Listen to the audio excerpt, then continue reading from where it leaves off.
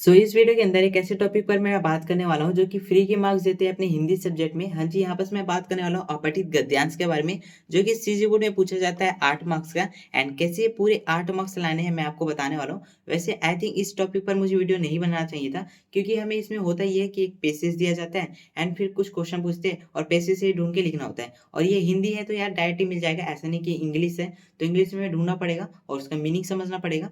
But इसमें ऐसा नहीं है, इसमें डायरेक्ट हिंदी में है तो आपको मीनिंग समझने की कोई ज़रूरत नहीं है, डायरेक्ट आपको ढूँढना है एंड लिख लेना है, ठीक है? बट मैं यहाँ पास वीडियो इसलिए बना रहा हूँ क्योंकि मैंने बोला था आपको कि यहाँ पास मैं हिंदी के लिए 80 आउट ऑफ 80 के लिए तैयारी कर रहा हूँ। एंड वही सेम चीज़ें जो मैं पढ़ रहा हूँ, सारी चीज़ें मैं आपको पढ़ाने वाला हूँ, समझाने वाला हूँ, ताकि आपके भी यहाँ पास 80 आउट ऑफ 80 के लिए तैयारी हो जाए पूरे कंप्लीट। एंड मैं सारे टॉपिक कवर करने आने वाला हूँ। एंड तो चलो वीडियो को शुरू करते हैं। एंड छोटा-सी टॉपिक है तो मैं ज़्यादा लंबा नहीं लेने वाला हूँ इससे, ठीक है? तो देखो यार, सबसे पहली बात तो मैं आपको बता देता हूँ, हिंदी के लिए यहाँ बस मैंने कंप्लीट प्लान वाला वीडियो पहले ही बना रखा है, होली के पहले मैंने बनाया था। अगर आपने उसे नहीं देखा है तो आप जाके देख सकते हो। उसमें मैंने बताया था कि क्या-क्या हम चीज़ें करने वाले हैं हिंदी के लिए। एंड उससे पहले मैंने यहाँ पास जो निबंध लेखन है उसका भी ट्रिक बता रखा है, मतलब कैसे करना होता है, उसका फॉर्मेट वगैरह सारी चीज़ें। अगर आपने नहीं देखा है, डिस्क्रिप्शन बॉक्स में उसका लिंक मैं दे दूँगा, आप जाके देख सकते हो। एंड आज के स्टूडेंट यहाँ बस मैं अपठित गद्यांश जो कि 8 मार्क्स का आने वाला है सीजी बोर्ड में, वो आपको बता देता हूँ कि कैसे करना होता है। तो सबसे पहली बात तो इस वीडियो के अंदर मैं आपको क्या-क्या कवर कराने वाला हूँ। देखो, इस वीडियो के अंदर मैं आपको जो आंसर है वो ढूँढने का ट्रिक बताने वाला हूँ। कुछ ऐसे ट्रिक्स जिससे आप आंसर अच्छे से ढूँढ सकते हो। एंड उसका जो मेन टाइटल होता है, शीर्षक होता है, बोला जाता है क्वेश्चन में, उचित शीर्षक लिखिए इस पैसेज का। तो वही टाइटल जो है वो मैं आपको बताऊँगा कि कैसे हम वहाँ पर ढूँढ सकते हैं। कई बार हमें आंसर क्वेश्चन तो मिल जाता है बट टाइटल नहीं मिलता, तो कैसे हम ढूँढेंगे वो आपको मैं बताने वाला हूँ। एंड मैं आपको बताने वाला हूँ फुल मार्क्स के लिए यहाँ पर प्रेजेंटेशन जो है वो कैसे होना चाहिए, मतलब कैसे प्रेज़ेंट करना है अपना जो क्वेश्चन आंसर है, मतलब आंसर जो है कैसे प्रेज़ेंट करना है वो मैं आपको बताने वाला हूँ। ऐसा इसलिए मैं बोल रहा हूँ क्योंकि देखो, हम क्या करते हैं ना, हमें पैसेज में आंसर तो मिल जाता है, बट उसे लिखना कैसे होता है वो नहीं पता चलता।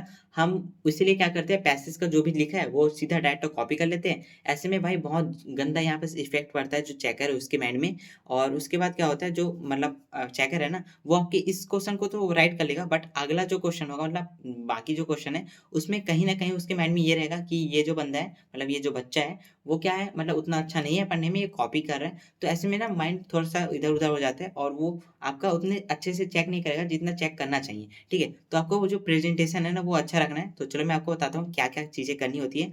सबसे पहले यार, स्मार्ट ट्रिक आपको लगानी है। सबसे पहले देखो, मैंने ये इंग्लिश में ही बता रखी थी कि सबसे पहले आपको पैसेज की जगह डायरेक्ट पढ़ना है क्वेश्चन आंसर।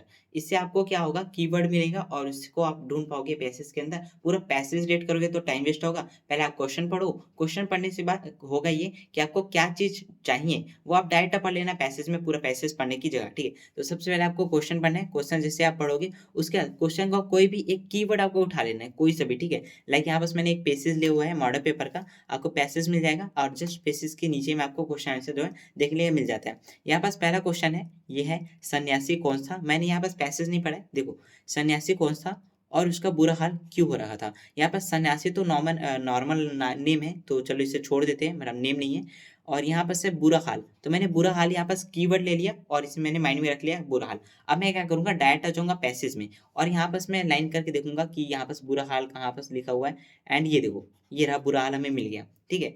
अब मैं आपको बता देता हूँ, ये जो भी मतलब आंसर क्वेश्चन होते हैं ना, मैक्सिमम पहले लाइन में होगा, मतलब शुरुआत में होगा या लास्ट की तरफ होगा। तो आपको ये देखना है शुरुआत या लास्ट की तरफ। 90% चांस ये होता है कि आपका जो आंसर है हिंदी में वो होता है। मैंने काफ़ी सारे पैसेज जो है देखे हैं, तो मुझे पता चला है कि 90% जो आंसर है वो फर्स्ट लाइन पैराग्राफ में होगा, मतलब फर्स्ट लाइन के आसपास में होगा, 2-3 लाइन में, या लास्ट के 2-3 लाइन में होगा, ठीक है? तो आपको वही चेक करना है, यहाँ पास देख सकते हो। सबसे पहली बात तो ये क्वेश्चन पढ़ना है एंड कीवर्ड आपको लिख लेना है एंड वही कीवर्ड आपको कहाँ ढूँढना है, पैसेज में। एंड 90% चांस है कि वो पहले लाइन में होगा या लास्ट लाइन में होगा। अब देखो, हमने कीवर्ड ढूँढा था यहाँ पास, ठीक है? कीवर्ड हमने क्या ढूँढा था? यहाँ पास हमने बुरा हाल ढूँढा था।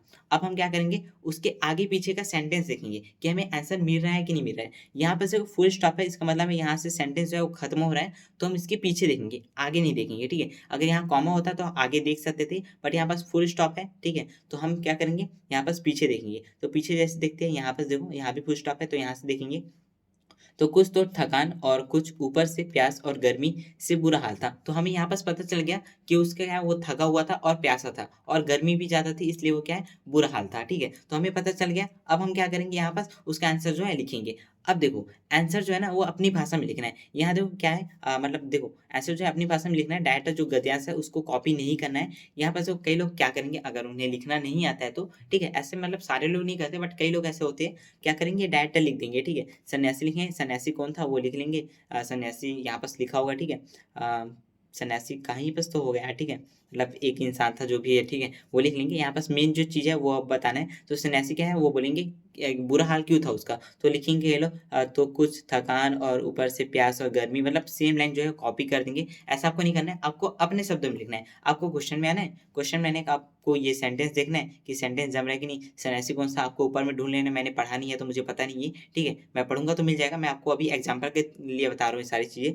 तो क्या लिखेंगे, उसका बुरा हाल क्यों था, तो लिखेंगे थकान के कारण था, गर्मी ज़्यादा थी और वो प्यासा था, ठीक है, इसलिए बुरा हाल था। आपको कुछ इस तरह से ढूंढना है एंड इसमें क्या है काफ़ी अच्छे से होगा। तो सबसे पहले आपको क्वेश्चन पढ़ना है, क्वेश्चन के बाद कोई कीवर्ड आपको ढूंढ लेना है क्वेश्चन में, और वही कीवर्ड आपको पैसेज में जाके ढूंढना है। एंड पैसेज में सबसे पहले आपको यही याद रखना है, पैसेज के शुरुआत के 2-3 लाइन में ढूंढ लेना है एंड लास्ट के 2-3 लाइन में ढूंढ लेना है। मैक्सिमम चांस होता है यही मिलेगा, और बीच में भी मिल सकता है बट मैक्सिमम चांस है वो ऊपर और नीचे में मिलता है, तो आप ढूंढ लेना। एंड उसका जो भी आंसर आपको मिलता है वो आपको अपने शब्द में थोड़ा सा जमा के लिखना है, पूरा कॉपी बिल्कुल मत करना, इसमें गलत इफेक्ट पड़ता है। एंड शब्द सीमा मतलब कि जो वर्ड लिमिट है उसका आपको ध्यान रखना है। कई बार हम क्या करते हैं, अपने मर्जी से लिखने लगते हैं, ठीक है, मैंने बोला अपने मर्जी से आंसर बनाना है, इसका मतलब ये नहीं कि आप बहुत लंबा लिख रहे हो, आपको शॉर्ट में लिखना है, जो पूछा है बस वही बताना है, एक्स्ट्रा बिल्कुल मत करना, टाइम वेस्ट इसमें होगा, ठीक है, टाइम का बहुत ही ज़्यादा यहाँ पास कमी हो सकता है, काफ़ी सारे एग्जाम में हो जाते हैं कई लोगों का।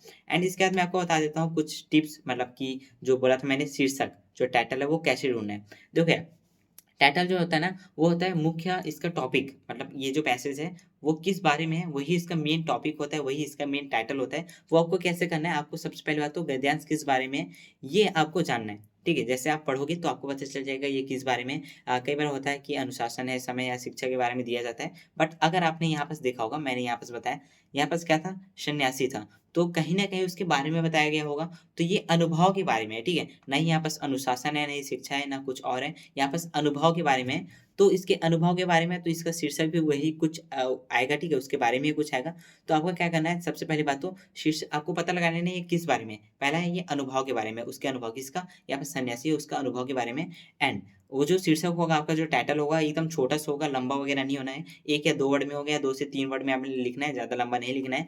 एंड जो बार बार पैसेज में यूज हो रहा है ना, बार बार रिपीट किया जा रहा है, वही मेन टाइटल होता है, ये मैक्सिमम चांस होता है। एंड अगर आपको नहीं मिल रहा है तो आपको क्या करना है, अनुभव के ऊपर आपको पता चल गया, अब आपको थोड़ा सा पैसेज रीड करना है। जैसे आप पैसेज रीड करोगे आपको यहाँ पास कहीं ना कहीं मिल जाएगा वो वर्ड। एंड लाइक यहाँ पास अगर देखोगे तो लास्ट तरफ आपको मिलता है, मैंने बोला था, तो यहाँ पास मैं लास्ट अगर पढ़ता हूँ तो यहाँ पास देखो मिल गया। देखो अनुभव कौन सा अनुभव था, यहाँ पास जो सन्यासी था वो कौन था, यहाँ पास मिल गया हरिदास। यहाँ पास पूछा है सन्यासी कौन सा, यहाँ पास हमें मिल गया हरिदास जो है वही सन्यासी था। और इसका अनुभव कौन सा अनुभव था, यहाँ पास ये क्या था, संगीत कलाकार था। तो हमें क्या लिख लेना है, संगीत कलाकार। तो इसका जो टाइटल है वो भी आ जाएगा संगीत कलाकार। आप संगीत कलाकार लिखोगे फिर भी यहाँ पास टाइटल जो है राइट होगा। यहाँ पे थोड़ा सा आप लिख सकते हो, जैसे कि संगीत तानसेन जो भी है यहाँ पास लिखा है, आपको वही लिख लेना है। लाइक यहाँ पास मैं आंसर देख लेता हूँ, यहाँ पास आंसर क्या दिया हुआ है, टाइटल का आंसर यहाँ पास दिया है संगीत तानसेन, ये जो लास्ट वर्ड है, ठीक है, संगीत तानसेन, ये आपका दिया हुआ है टाइटल। तो कुछ इसी तरह से आपको ढूंढना है। एंड आई होप आपको ये समझ आ गया होगा।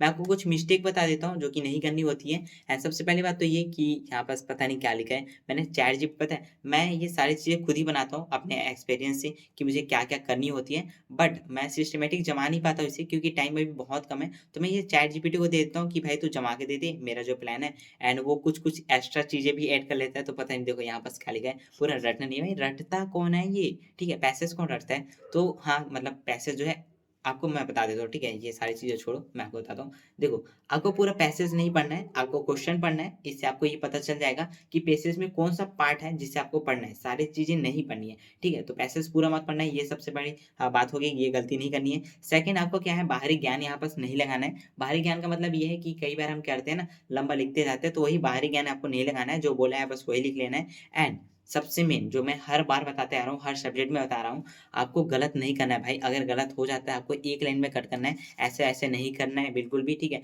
एंड आई होप आपको ये वीडियो पसंद आई होगी। एंड आपको इसकी प्रैक्टिस करनी है, वो आप प्रैक्टिस करते हो मॉडल पेपर से। एंड ये भी शायद तक मॉडल पेपर सेट 1 का था, मुझे उतना अच्छे से याद नहीं आ रहा, शायद मॉडल पेपर सेट 1 का था, ठीक है। तो आपको ये 4 मॉडल पेपर है हमारे पास और एक सीजी बोर्ड का सैंपल पेपर है। आपको इन्हीं से प्रैक्टिस करनी है सारी चीज़ें, ठीक है। तो आप इसकी प्रैक्टिस कर लेना एंशिएंट बेसिस की, मतलब आपत्ति गद्यांश की। वैसे ये ऐसा गद्यांश होता है, अपठित है, मतलब कि कभी नहीं पढ़ने वाला होता है। तो ये कुछ भी आ सकता है जिसे आप नहीं पढ़े रहते हो, बट अगर प्रैक्टिस रहेगा तो आप ढूँढ पाओगे अच्छी चीज़ें। एंड आई होप आपको ये वीडियो पसंद आएगी। मिलते हैं नेक्स्ट वीडियो में। एंड नेक्स्ट टॉपिक कौन-सा होना चाहिए आप बता सकते हो कमेंट में। एंड अभी रात काफ़ी ज़्यादा हो रही है तो मैं भी सोने जा रहा हूँ। नेक्स्ट कौन-सा टॉपिक है आप बता देना, मैं उसके ऊपर वीडियो बना दूँगा। मिलते हैं नेक्स्ट वीडियो में, तब तक के लिए बाय बाय।